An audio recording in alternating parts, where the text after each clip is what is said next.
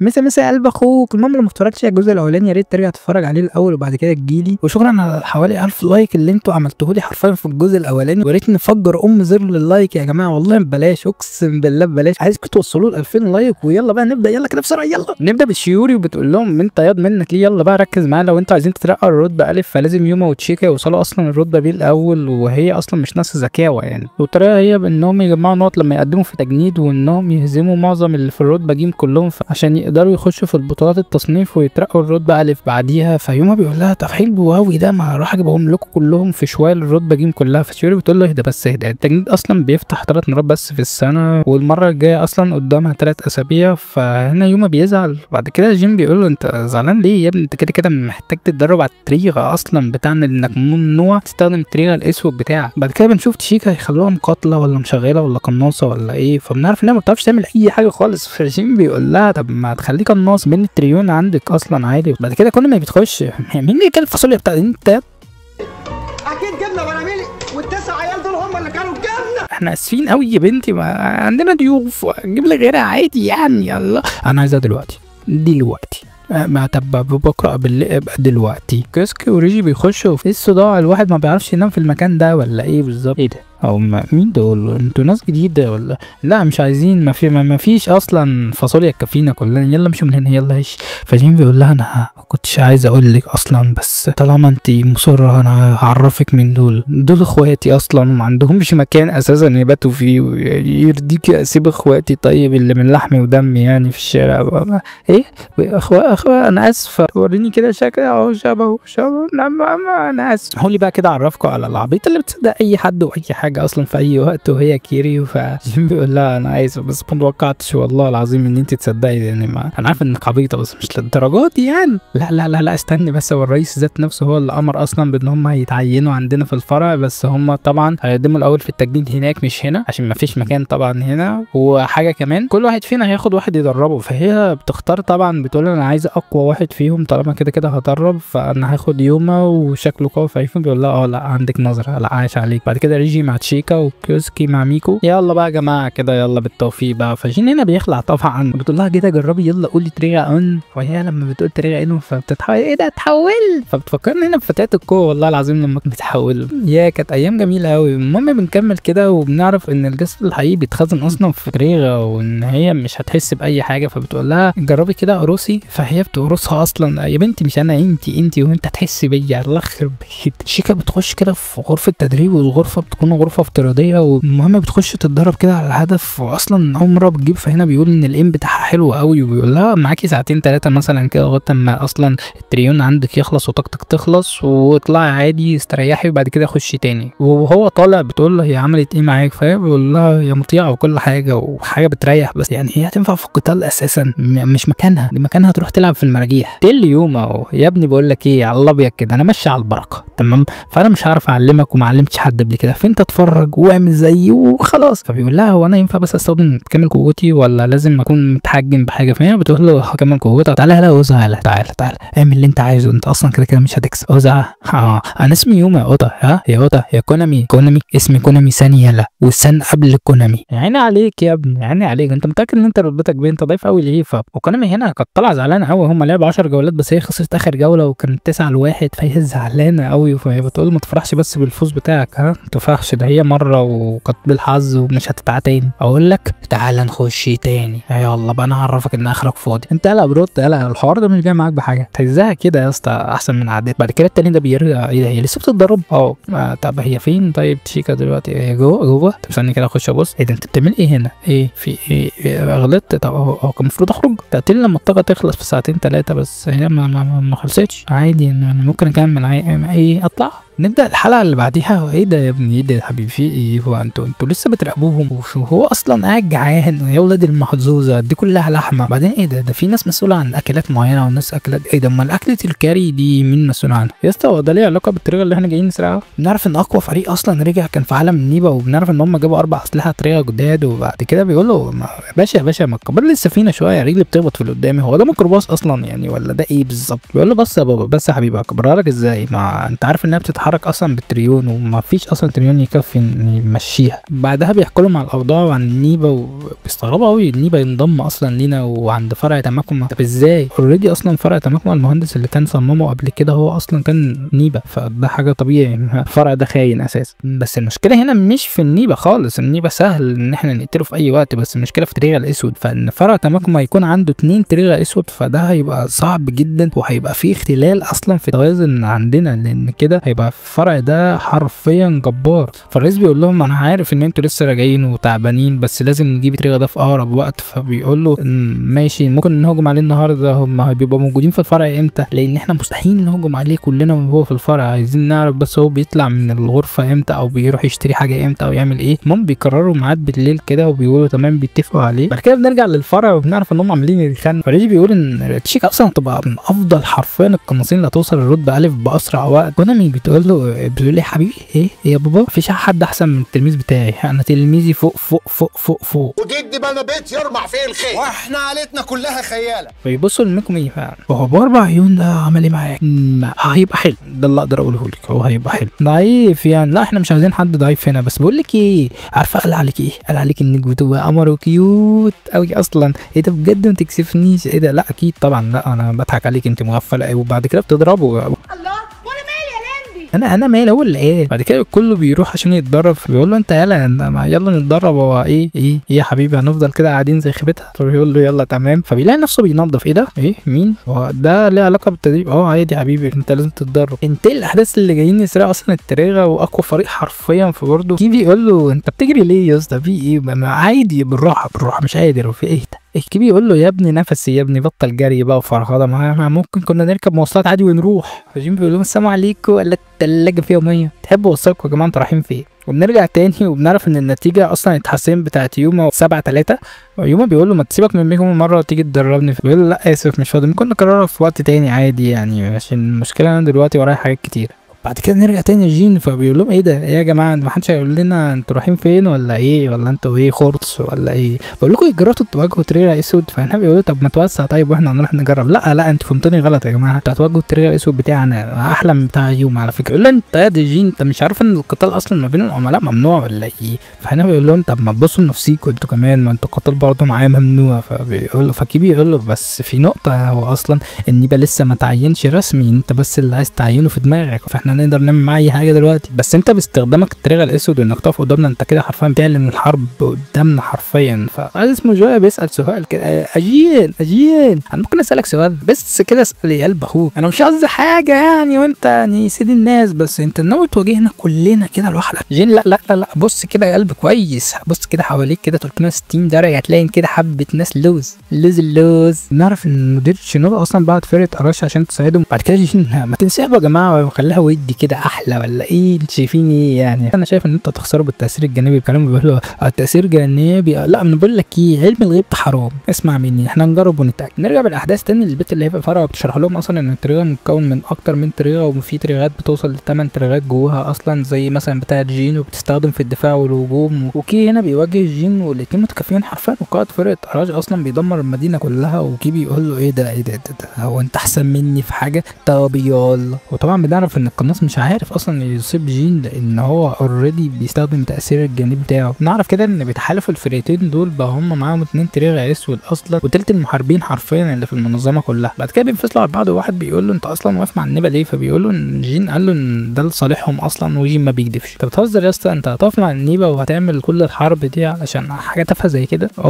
جين ما بيكدبش. عمر احنا لوحدنا ولا لا؟ احنا لوحدنا. احنا وعمر ما بيكذبش. طب يا جماعه طالما كده هتتخانقوا، طب ما ننجز كده، عايز اروح الحق اكلم البيت قبل ما تنام وتقفش عليا. ايه ننجز بس كده. وده فاشتك عامل ايه قلب اخوك؟ ليك وحشه والله يا ساتر. بعد كده التاني ده بيأمر يوسكا اصلا ان هو يقتل القناص. قائد فرقه اراش بيقول للكوتورا روح ساعديه، ومفاجاه مش كده هو بيبدا القتال الحقيقي حرفيا ما بين جين وسوي وكي. وبعد كده جين بيستخدم التأثير الجانبي على نفسه علشان يعرف المستقبل ويتفادى طلقات كلها حرفيا حتى بتاعه القناصين. وهنا دوما اللي هو يعتبر اصلا افضل قناص حرفيا، فبرضه بيقول انت ما تضربش معانا ليه؟ فالتاني بيقول لا كبريائي يمنعني ان انا اضرب جين، كده الطلقه هو هيتجنبها اصلا بالتأثير الجانبي بتاعه، فانا كده بعمل ايه بالظبط؟ انا ماشي هروح لفرقه اراش، انا هناك ابقى احسن من هنا بكتير. بعد كده بنرجع تاني ليومها وهو اصلا محتار ما بين انواع التريغه، وبيقول لها انا مش عارف اختار انهي اساسا. وبقول لك ايه، هو مش كان اصلا ميكو معاه واحد تاني كده بيستخدمه في اكتر من حاجه؟ فهي بتحكي له ان النوع التقيل ده بيبدل ما بين الدفاع والهجوم وصعب استخدامه اصلا، لان في ناس اصلا قليله جدا اللي بتستخدمه زي ريجيو زي كي.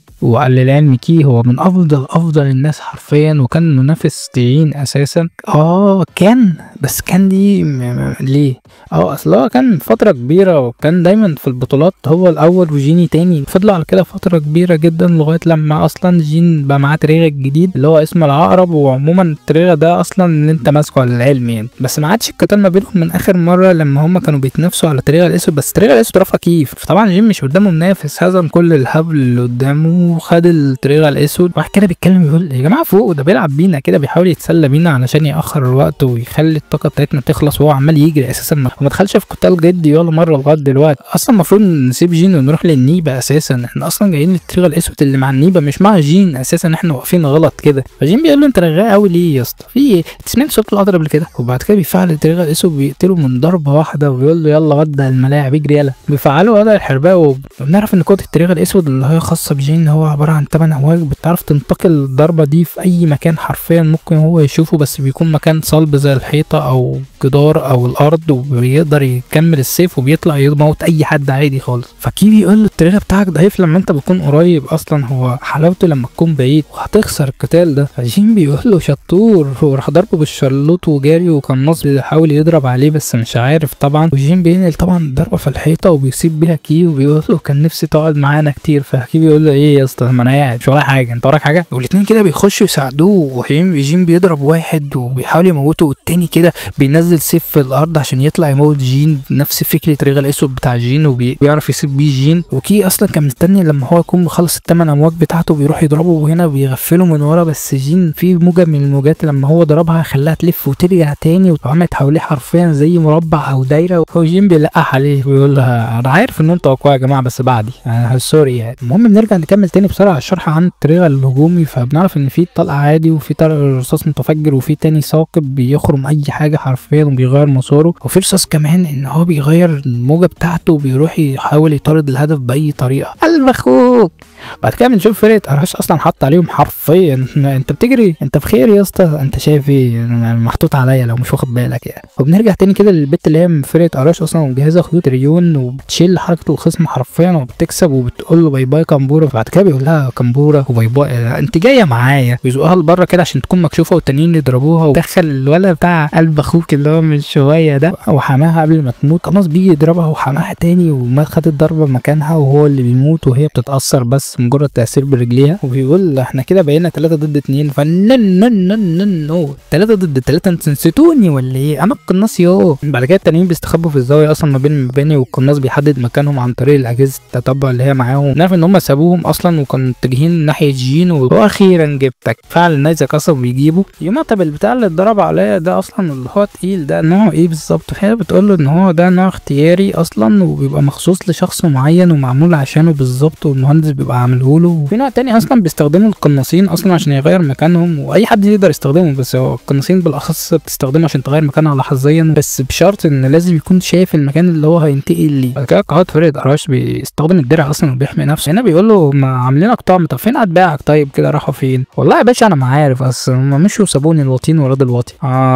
مش عايز تقول لي انت مش مهم هقتلكوا واحد ويا التاني عادي خالص. بعد كده بينتقل اني اصلا وبيهرب من طلقه لما قناص كان مركز معاه اصلا عشان يضربه وكان متوقع ان هو ينتقل. فهنا البت مره واحده قتلته. يلا بقى بركز حلو بقى معاه. انا قلت لكم يا جماعه سابوني وانتوا اللي ما صدقتوش، انا مالي. قناص فرقه اراش اصلا الله الله الله الله انتوا نسيتوني، بيضرب بالقناصتين حرفيا وبيجيبهم كلهم. وبنرجع لجينو. هنا كي بيقول له مصلحه، عرفت اصلا كود التريغه بتاعك، وبعد كده لما نتقابل تاني في المسابقه وفي اي حته هعرف هزيمك. شفتني بالقناصتين، شفتني يا انا زعلان اصلا ان انا خسرت من فرقه اصلا متصنفه الخامسه. فكتورها بتقول له احنا ما كناش مهتمين بس من المسابقات، مش فاكر ان احنا متصنفين الخامس، بس احنا عندنا حاجات اهم اصلا. ازم يا اسطى باشا شفتني وانا بحط عليكم بالقناصتين؟ اسكت يا اسكت يا على فكره انتوا جين قوي هتزعلوا لما النيبه يخونكوا. حاضر ماشي ولا تزعل نفسك. كلام ننتقل للمقر. نوده حفرتك بتخوننا ولا ايه يا سعادة؟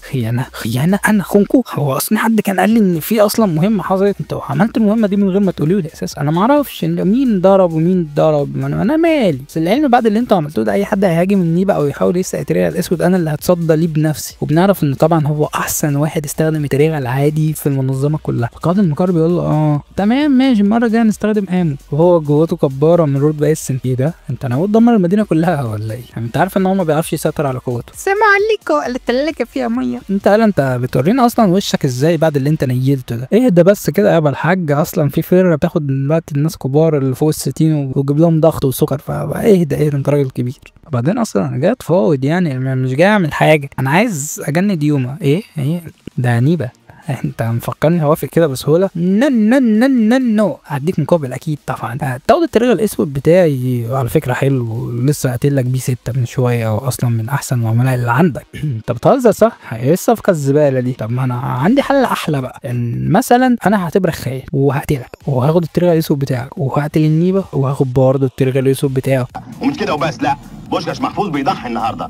انا هجيب له شقه في القاهره وحماماتها في الجيزه على النيل اول الصحراوي. لازم بيقول له حلو بس في مشكله، انت كده هتعتبر في 2 خاينين كمان، قائد الفرع بتاعه وقائد الفرع اللي جنبك ده اللي هو اصلا شنودة، فكده هتبقى في مشاكل حرفيا. فالرئيس بيفكر كده شويه بيقول له ماشي موافق. بعد كده جين وهو نازل بيقابل كيو بيقول له انت اتخليت على التريغا الاسود بتاعك عشان حته نيبه ليه يعني؟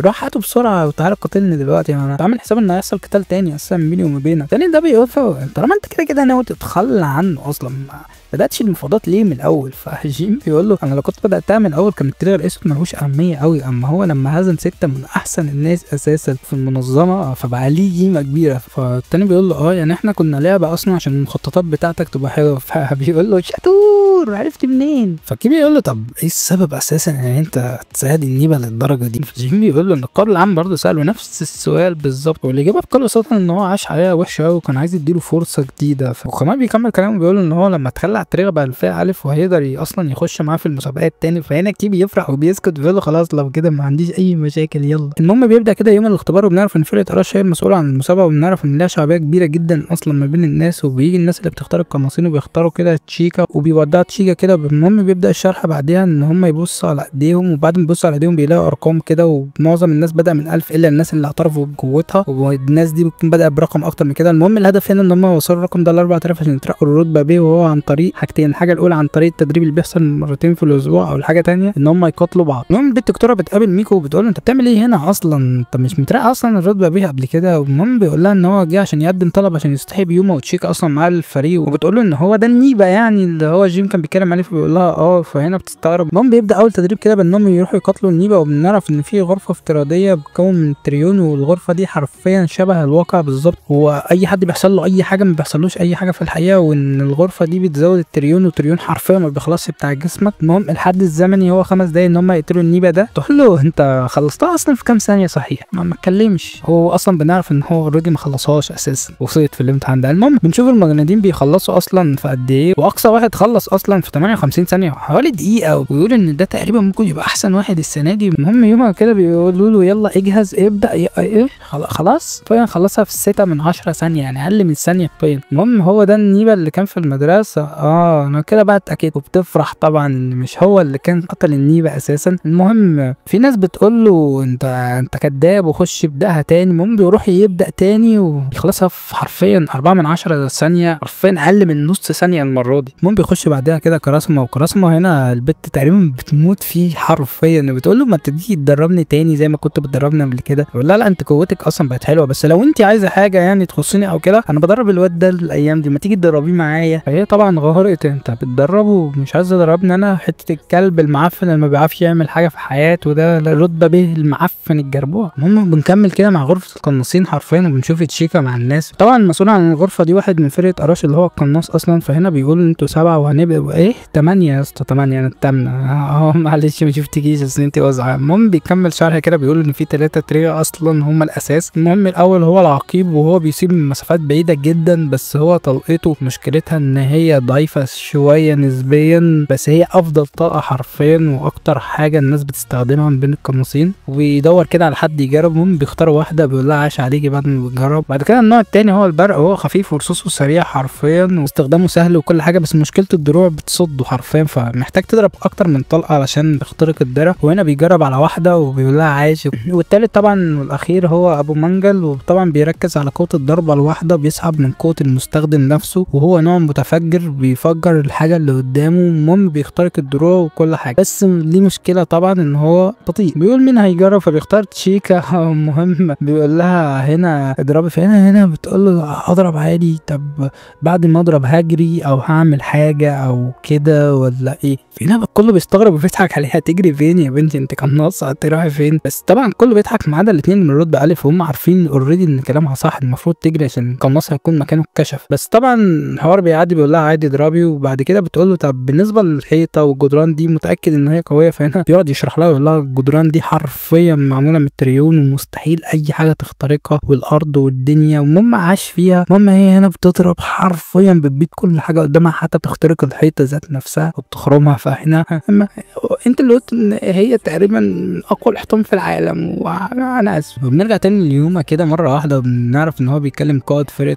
اراش، وبيخش طبعا كازما بيقول اللي هو عايز يخش قاتل مع خليفه جيني اللي هو اصلا عمال يصدعنا عليه. فهنا في قائد فرقه اراش بيقول لا لا لا استنى بس كده استنى، هو اصلا معاه تريا تدريبي فمش هينفع تخش له، ممنوع. فهنا بيقول لا انت فهمتني غلط طبعا، انا مش قصدي على النيبه المعفن ده، انا قصدي على اللي واقف فوق ده الباشا. فهنا كله بيستغرب، انت عايز واحد من رتبه بيه ليه؟ هتعمل ايه بيه يعني؟ طبعا كله اجمع ان هو من حقه اصلا يرفض حاجه زي كده، بس هو بيقول ان هو كده كده ناوي يوصل للرتبه الف ويبقى من اقوى الفرق اصلا في العالم وفي المنظمه كلها، فكده كده محتاج يعرف طاقه اللي قدامه وخبرته، وعايز يشوف بيقاتل ازاي. فالمهم بيوافق، وبنخش بنبدا اول حاجه طبعا حرفيا بيفعل وضع الاختفاء، ومن ضربه واحده بينهي ولا كانه موجود حرفيا. طبعا وضع الاخفاء ده هو اسمه وضع الحرباء، ما علينا. بيقتله في ثانيه بكل سهوله، نهاه حرفيا في كام دقيقه كده ل 20 مره. الولد طبعا رايح جاي متداس على وشه حرفيا من ام الاهانه. فبعد كده هو قال خلاص كفايه كده، مش عايز حاجه تاني. انا كان نفسي بس اعرف ليه جيني اخترقه وضحى بتريغا الاسود،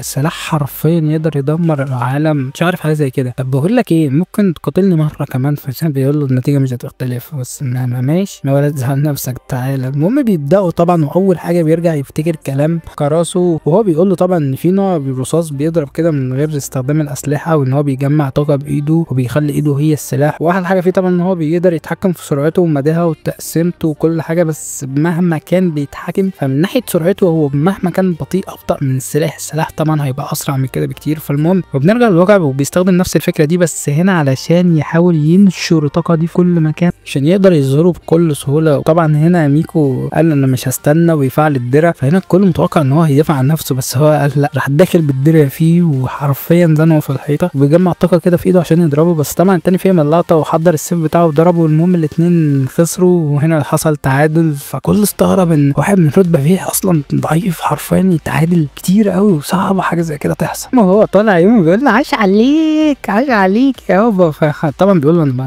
انا يا دوبك اتعادلت وما كسبتش، بس يوم بيقول له بص النص مليان، انت اتعادلت عاش، المره الجايه تكسب. وبعد كده كازما وهو طالع يوم بيقول له طب ما تيجي تقاتلنا انا كمان. بيقول له اقاتل مين يلا؟ ولا فوق يلا لنفسك يلا اعرف مقامك، لما تترقى الرتبه الف انا مكاني فوق، هتعرف حرب الرتب لما تترقى. واحد بيخش كده يا جماعه الحقونا بس تعالوا شوفوا زميلتكم. فهنا فهي بتقول لهم طب انا اسفه، انا مستعده اتحمل كل تكلفه حرفيا، وانا حتى لو هشتغل طول عمري انا اسفه يا جماعه، انتوا اللي قلت لي ان هي ما بيحصلهاش حاجه، انا مالي. وفي واحد كده بيقول لها لا انا ما تشغليش بالك، اصلا المسؤولين هي فرقه اراش، والكلب اللي قدامك ده هو اللي هيتحمل كل حاجه، ما تشغليش انت بالك. فهو انا مالي يا لمبي الله وانا مالي يا لمبي. وبيبص لها كده بيقول لها انت من انهي فريق؟ وبيقول معاكم اهو. ماشي. طبعا بيخش احد المسؤولين عن برضه اساسا بيقول ايه ده، ايه الفتحه دي؟ واللي هو من فرقه اراش ده بيقول له طبعا بصفتي انا المسؤول هنا دلوقتي فهتحمل كل المسؤوليه. فهنا بيقول له عايش يلا عايش، طالما كده خلاص قشطه تمام، انا عايز حق الجدار ده بقى يجي لي النهارده تمام. فاحنا بيقول له ماشي بس بالراحه عليا، انا اصلا مش انا اللي عملت كده. فبيقول له مين؟ فلما بيعرف ان هي واحده من فرقه تماكم بيقول تماكم فبيبص لها اه طبعا هنا بيخشوا بيلاقوه طبعا بيلعب معاه، فكله مستغرب ايه ده بتعمل ايه بتلعب معاه ايه، كله كان واخد باله ان هو هيعمل فيها مصيبه. وطبعا هنعرف يا جماعه ان هو عشان مصلحه شخصيه، بس دي قدام مش دلوقتي. ما علينا. يقول لها قدره ريون عندك عاليه عادي ما حصلش حاجه هنصلحه، ده حوار تافه اساسا. وبيبص لميكو وبيقول له هي تبعك، طب خد بالك منها عشان لو حصل لها حاجه هقتلها. المهم الحلقه اللي بعدها بنعرف ان في حد اصلا بيراقبهم، ويوما اصلا بيكمل تألقه حرفيا في كل حاجه وفي كل التدريبات، وبنعرف ان هو واخد 20 نقطه. بس الفكره هنا ان ال 20 نقطه اصلا مش مكفيين ونفسه في حاجه تانية. في واحد من فرقه اراش بيقول ان ممكن يعليها اصلا في حرب الرتب النقط دي. المهم بتخش تحط اسمك وتختار اللي انت عايز تقاتله او حد هو هيختارك، ما علينا ممكن تنسحب في اي وقت عادي. بس طبعا الحاجات دي مشروطه انك لازم اصلا يبقى اللي قدامك اللي انت هتكسبه لازم يبقى نقطه تكون اعلى منك، لانك لو كسبت واحد نقطه اقل منك مش هتاخد اي حاجه. بتنتقل لناس تانية بتقول اوبا عندنا ضحيه قوي النهارده، فبتخش مش عارف لسه كانوا عايزين يجروا راح موتهم طبعا. وبيظهر هنا ريبليكا اصلا حرفيا ليك وحش يا راجل بقالك كام حلقه ما ظهرتش. المهم بيقول له ان انت ما تكترش قوي كده عشان المعنويات اللي قدامك وعشان ما يحسوش ان في حاجه غلط كده بالزياده. فكان القائد العام بيقول هو ده يوما بقى، بس هو اصلا ما بيستخدمش الطريقه الاسود ليه؟ مش غريبه دي؟ طيب يا باشا لو سيبناه يستخدمها اصلا انت اول واحد هتنزل تاخده منه وهتقول ان في حاجه غلط وهتعترض اساسا، عشان كده احنا منعناه اصلا ان هو يستخدمه. طيب ماشي. طب بالنسبه بقى للبت خرمة المبنى ده ايه نظامه؟ ايه حته خرم صغنن عادي هنلحمه مش حواري يعني. بعدين ثانيه كده بص النص كوبايه مليان، انت معاك واحده حرفيا جباره ممكن تستخدمها في اي حاجه، معاها اصلا قوه عظيمه وجباره. المهم بيخش جين كده في الاجتماع وبنعرف ان هم بيتكلموا عن غزو النيبه الواسع النطاق اللي هيحصل اصلا الايام الجايه. المهم ننتقل تاني للشخص اللي كان بيراقبهم، بيطلع واحد اسمه ميدو وبيطلب من ميكو ان هم يخشوا في قتال، وبيختاروا ان هم هيبقى من 10 جولات، وحرفيا ال 10 جولات كلها بيخسرهم اصلا وبيحصل تهزيق بيتحط عليه حرفيا، الناس كلها عماله تهزقه. فيوم دخل شاف القائد بتاعه اصلا عمال يتهزق من الناس كلها، فقال طب تمام هديك 1500 نقطه اللي هم معايا دول كلهم بس مقابل حاجه واحده بس، تخش معايا في قتال من 10 مرات. طب لو انا خسرت هديك ايه؟ ده لو انت كسبت. لو انا خسرت بقى انت هتقول لي يوما يا سينسي وتعترف بيه ان هو احسن منك. المهم بيوافق وبيخش وبيسيبه يكسب اول جولتين حرفيا سايبه عادي خالص، وبعد كده بيحط عليه حرفيا رايح جاي من الجوله الثالثه لغايه الجوله السابعه حرفيا رايح جاي دايس على وشه. فهنا كل الناس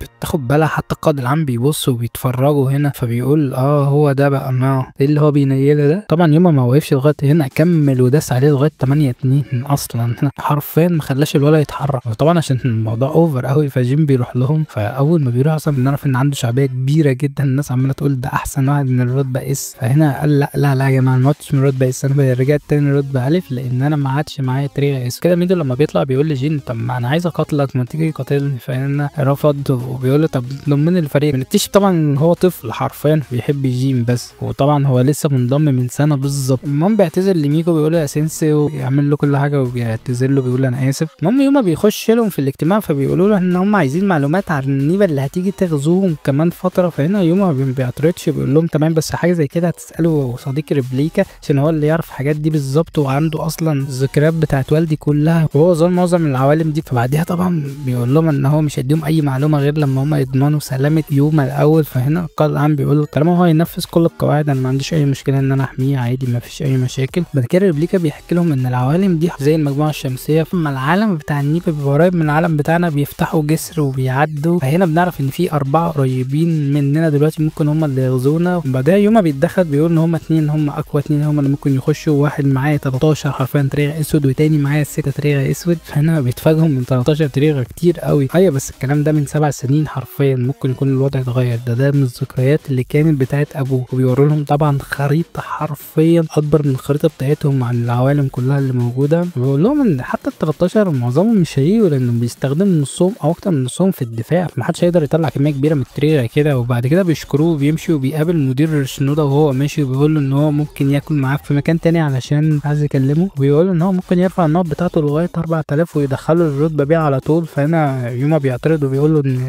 اكيد في ناس هتعترض وهتقول عشان انا النيبه عشان كده انا برفض حاجه زي كده ويحصل مشاكل كتير من وراه، فبيرفض. بعد كده جين بيخش على شوجي عايز انا كنت عايز لا يا اسطى طب لا طب لا برضه. المهم جيم ما بيهتمش كلامه، بيقول له ان هو التاثير الجانبي بتاعه بيقول ان ميكو هيكون في مشكله ولازم يكون مستعدين عشان حد يلحقه، فانت اكتر واحد فاضي وهتساعده اكيد. فهنا بيقول له انا ماليش دعوه، ممكن تطلب الحاجات دي من اي حد تاني. فجيم بيقول له انت بس اللي هتكون بقى فاضي، وطبعا ده مقابل ان انا هوصي عليك انك تاخد التريغه الاسود لان في ناس كتير هتبدا تتنافس عليه لان انا سلمته للمقر.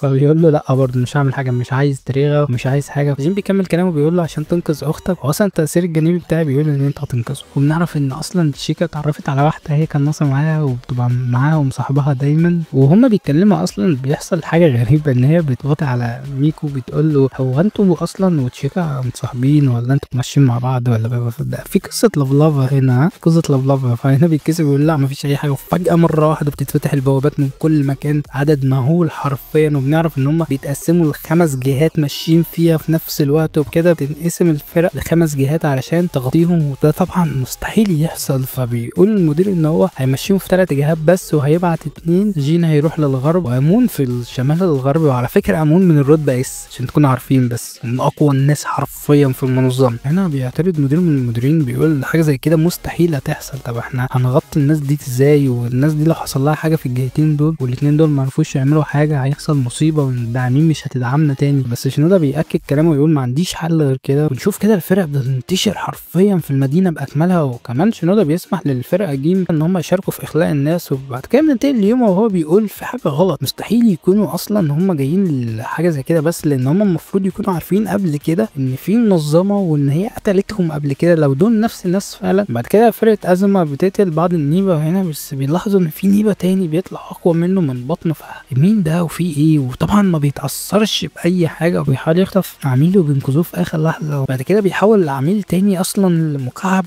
تريون ان هو خده، معرفش يعمل رجوع اساسا وبيمنع الرجوع ان هو يرجع تاني للمقر. المهم بتتدخل فرقه كازما وبتقول ان هو لسه عايش بس متحول لمكعب من الطاقه ولازم نروح نودي المكعب ده يتحلل عشان نرجعه تاني للحياه. واللي متاخد ده للعلم هو هو القائد اصلا بتاعهم. تنسحب الفرقه بتاعته وبيسلموا كل حاجه لفرقه كازما. المهم فالمدير شنودا بيقول ان الاولويه دلوقتي لسلامه الفرق، لان في حاجه غريبه ان هم بيقدروا يخطفوا الناس والفرق ما بتقدرش ترجع تاني او تعمل رجوع بتريغه. ففي مدير اعترض لان قال له ان حاجه زي كده مستحيل تحصل وان احنا مش هنتخلى عن الناس. فهنا المدير العام وقف مع شنودا وقال انا موافق، مش مهم عندي الناس، المهم عندي برضو الفرق، لان الناس اصلا هتموت لو الفرق برضو ماتت. المهم بنكمل كده مع شنودا وهو عنده اقتراح غريب كده ان هو يسحب كل القوه بتاعته من رتب ب حرفيا في المناطق كلها ويخليها في مكان واحد علشان تقتل النيبه في مكان معين، فبالحركه دي يقلل الضحايا اللي تحصل. وطبعا في واحد هنا بيعترض.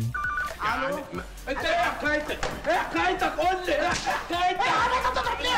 الو 300 الو يا جدع، هو مفيش دم وعمال اشرح وانت عبال وده برد برود. انا كلمتك يا جدع، انت فاضي تكلمني؟ ما انت عملت القطه.